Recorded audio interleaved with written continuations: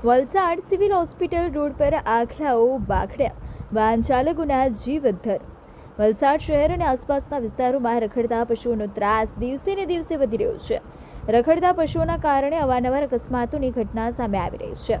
ત્યારે આજે વહેલી સવારે વલસાડના નનકવાડા ગ્રામ પંચાયત નજીક સિવિલ હોસ્પિટલ રોડ પર બે આખલાઓ વચ્ચે જોરદાર બાખડાટ થતાં સમગ્ર વિસ્તારમાં અફરાતફરીનો માહોલ સર્જાયો હતો।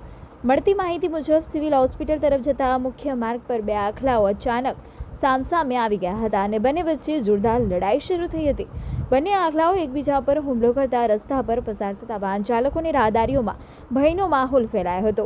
આખલાઓની લડાઈના કારણે રસ્તા પરથી પસાર થવું પણ મુશ્કેલ બન્યું હતું। કેટલાક વાહન ચાલકો આખલાઓથી બચવા માટે પોતાના વાહનો રોકી દેવા મજબૂર બન્યા હતા, જ્યારે કેટલાક વાહન ચાલકો જીવના જોખમે રસ્તો પસાર કરી રહ્યા હતા। લગભગ 20 મિનિટ સુધી ચાલેલી આખલાઓની લડાઈને કારણે માર્ગ પર ટ્રાફિકની સ્થિતિ પણ સર્જાઈ હતી।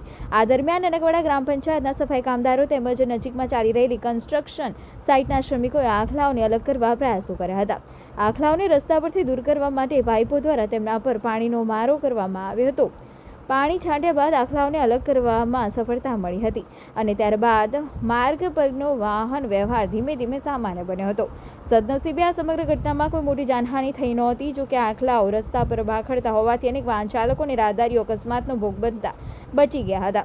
ખાસ કરીને સિવિલ હોસ્પિટલ તરફ જતા માર્ગ પર સતત વાહન વ્યવહાર રહેતો હોવાથી રખડતા પશુઓની સમસ્યા ગંભીર બની રહી છે।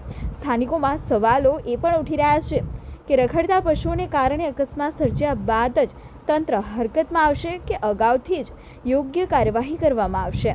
શહેર અને આસપાસના માર્ગો પરથી રખડતા પશુઓને દૂર કરી વાહન ચાલકોની સલામતી સુનિશ્ચિત કરવા તંત્ર દ્વારા તાત્કાલિક પગલાં ભરવાની માંગ ઉઠી રહી છે।